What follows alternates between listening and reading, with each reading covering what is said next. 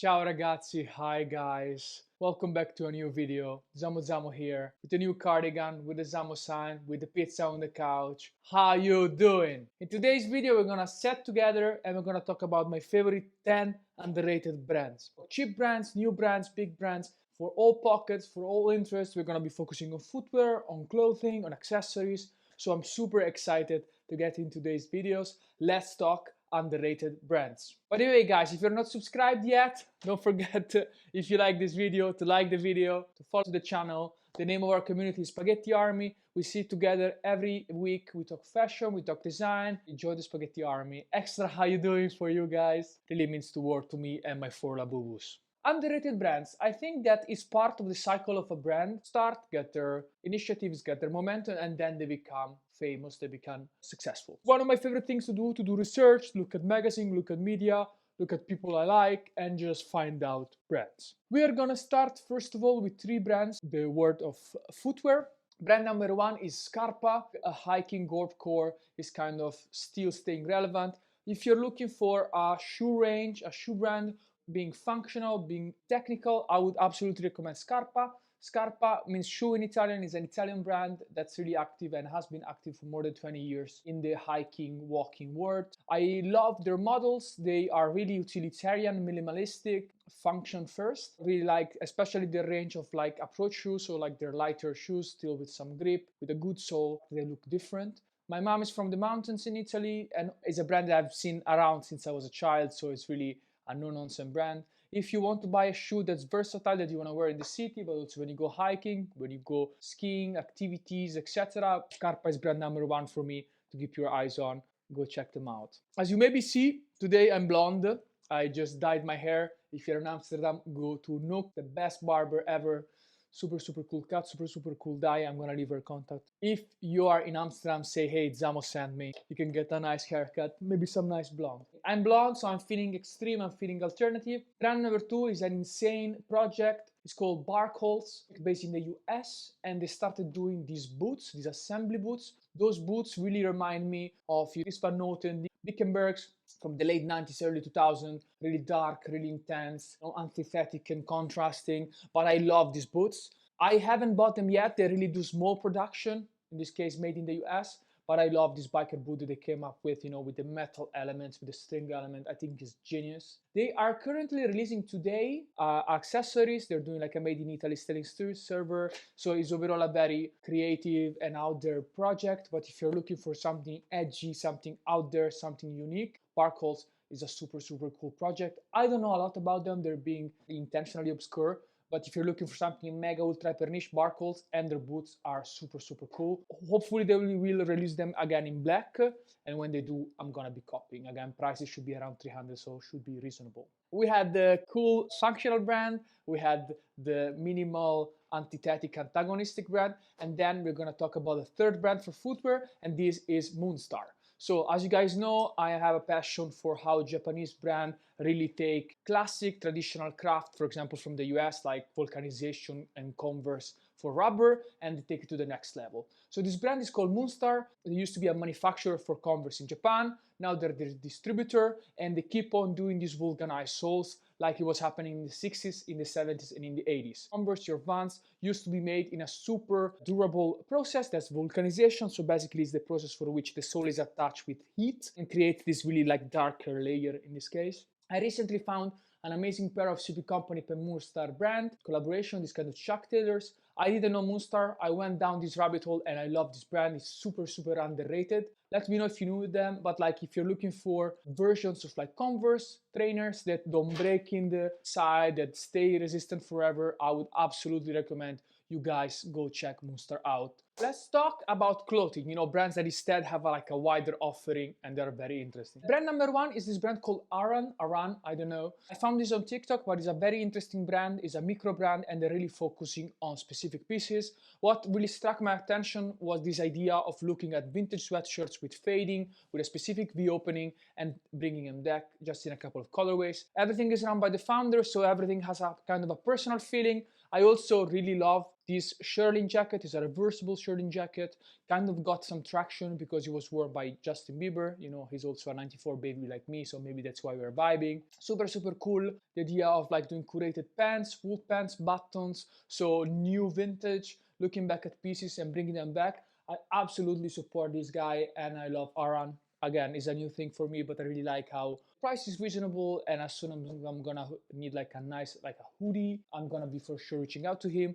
I'm super curious, I want to support, and I'm super curious to see what's next from Arran and their vintage inspired collection. So let's see, maybe a cab, maybe a bag. Hit me up, you know, if you need some advice, but love their thought process and love their vision of fashion. Then we have Bryder Studios. I have been a fan of Bryder for a couple of years on Instagram. He came with this idea of like woven techniques, and he started doing like bags, he started doing like vests. Execution is kind of simple, but the idea is genius. And so I love how he was able to make a simple pattern and extend it to vest, to modular pouches, caps. He recently tried some denim options. So overall, if you're looking for somebody who's really reinventing and mixing and matching foundation of everything, I would absolutely look at Bryder Studios. I personally love, if I'm looking right now, the beanies. I think it's super cool, still with, you know, woven pattern. Sick concept, very, very interesting. If you're looking for something that's more modern, yeah, like Arran was a bit more like vintage inspired classical menswear. Bryder Studios is a bit more like, okay, innovative, functional, micro brand of the future. Love the color patterns, love the evolution, so kudos to Max for his genius, and go check Bryder Studios out, absolutely. One brand that I think we should talk about, are you ready, is Dickies. I know that Dickies is a known brand, but there is a few sides of the stories I want to talk about. Dickies used to be a super legit workwear brand, twin of Carhartt, strong in that segment. Unfortunately, from like the 1990s, 2000, it was bought by VF Corporation, which also owns North Face, which also owns Vans, and so the quality, production, attention, curation of the collection has gone down. So things why we should look at Dickies. First of all, because it's an underrated brand. So if you're shopping vintage, for example, my favorite pants ever are a pair of vintage from the 1990s, go look for Dickies. So shopping vintage, if you want like a work jacket, if you're looking for a short coat, if you're looking for flannels, everything that's like vintage Dickies, so like 1960s, 70s, 80s, 90s, costs less than Carhartt and is absolutely the same quality. So don't forget, Dickies for vintage shopping, you know, you're out and about, you see something, super, super solid. And also I'm very excited because this year, Dickies has been sold by VF to Moonstar Group, something like that. It's the group that owns like Palm Angels, Off-White, etc. And I really hope that this new ownership is gonna be able to bring back that vintage quality, that focus, that research, at least to certain parts of the collection. I'm super excited, and I really hope that we're gonna see cooler things from Dickies. If we start here talking about a brand that is like, okay, overall cool, YMC, You Must Create London, is a brand to keep on the map. I didn't know anything about them. They came on my map because Liam Gallagher wore a smock made by them at during the Oasis reunion. You know me, I'm a Oasis fan. Breaking news. Well, You Must Create, brand from London, young, dynamic. It kind of reminds me of, you know, that kind of elevated fashion. So on the same level of like our legacies to the Uniqlos. If you're looking for a brand that's really selling you a vision globally of what you should wear in terms of belts, of pants, bit mature, bit cool, I like You Must Create. I think they're getting a lot of attention, and if you haven't checked them out, go check them out as a just like generalistic brand in saying, okay, we do things mid-tier expensive, but still cool, still curated, not too edgy. I still personally prefer our legacy, but there's a personal preference. But anyways, if you haven't heard of them, You Must Create, go check them out. I love Stone Island, I love CP Company, but these brands kind of lost their edge. I don't know about the quality. Everything is too colorful. Everything is too branded. Everything, you know, it's unreliable. A brand for you, and this is brand number 8, is 10C. 10C stands for The Emperor New Clothes, and it's a project of two former CP Company Stone Island designer, Paul Harvey and Alessandro Pungetti. Everything is made in Italy, everything is perceived as modular. Let's take classical parameters of what menswear means for us, what sportswear means for us, and this is, for example, a modular parka.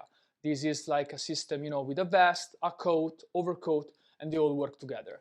These pieces are finished by hand, they're beautiful. I love the fact that the labels are all written by hand. There's like quality control to another level. Colors are simple, designs are simple, but quality is insane. You have evolution, for example, of the David TC, of the Mussola Gommata, made in that direction, so keeping that spirit alive. If you don't need the noise, the badge, the lenses, etc., 10C is the shit. You can find vintage one, especially because it's so niche. So maybe you know somebody, you're selling your villa, you're like, you know what, let me sell my 10C. So 10C, the Emperor New Clothes, is a very not sexy brand online and in terms of communication, because again, that's not in their core to be sexy, but super, super valid proposition. We're almost there. I love talking about brands. Thank you for your patience, and I hope you like this cardigan. I don't know how it looks, you know, first time wearing it. Anyways, let me know in the comments. Uniqlo needles, is it worth it? Two last brands about activewear moving running brand. Wyrd, W-I-R-D, is a brand from Hong Kong. They do performance wear, technical long sleeve, mock necks, tank tops, running stuff, and I really like how they communicate everything. I like their quality. I've seen it around, so it works. Really looking forward to having more of their pieces. So if you're looking for gym wear, if you're looking for running wear, and you're like, you know what, I don't want to spend 1 million euros for a Satisfy, I want something small, I want something niche, absolutely Wyrd, it's the way to go. I personally love their long sleeve, the one with the light here. It's also good for clubbing, it's good for raving, it's good for having fun. So if you want something unique without breaking the bank, unique twist, Wyrd, that's the way to go. Accessories. I like to finish up with a brand that does accessories. I think accessories are super important. I think that we are all kind of lost. Either you buy jewelry that's like mass produced in some random country, low cost, low quality, very mass produced, right? If you try and Google, okay, silver ring, good luck. Or you have to go super designer, you have to pay 5K for like Chrome Arts. It's really hard to, you know, or Tiffany or whatever, any other stupid brand there is out there, Cartier, whatever. For me, it was really important looking for a brand that is actually doing artisanal craft, is doing unique pieces at a reasonable price with a story behind it. And this is where I found F23. So F23 is a micro project from this Italian artisan. He's like a gold worker, he's like a craftsman, like a jeweler maker. In Italian we say orafo. And what he does is like he retired, he has a passion for biking, he has a passion for Harley Davidson, and he started making his own jewels. Everything is made by hand, everything is made by him, and it's this insane quality. I like the fact that the overall aesthetic is a bit gothic, is a bit sailor, pirate themed, and every piece is unique. I personally have this wedding band from him with skulls, and I also have my trusted keychain. Love his craft.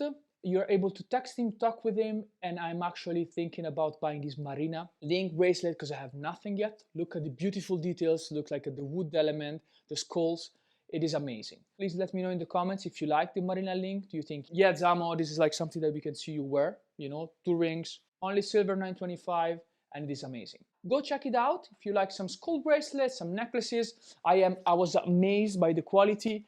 Everything gets delivered to you in like wooden boxes that are like handmade, custom made by hammer, by nail. So you get the premium mega treatment, but it's something unique. You're supporting a real person, and I love it. FA23 for the win. Let me know what you think about the bracelet I'm about to buy for, you know, maybe Christmas, and let me know overall if you would want to buy something. I'm super happy if you do that. You know, let's support FA23. It was very fast, it was amazing. I hope I didn't talk too much. Let me know in your comments your favorite brands, which brands you're thinking about, which brand you did know from the selection, and otherwise go have your mate, go have a nice walk outside, have a lovely Sunday, have a lovely week ahead. Love you, bye.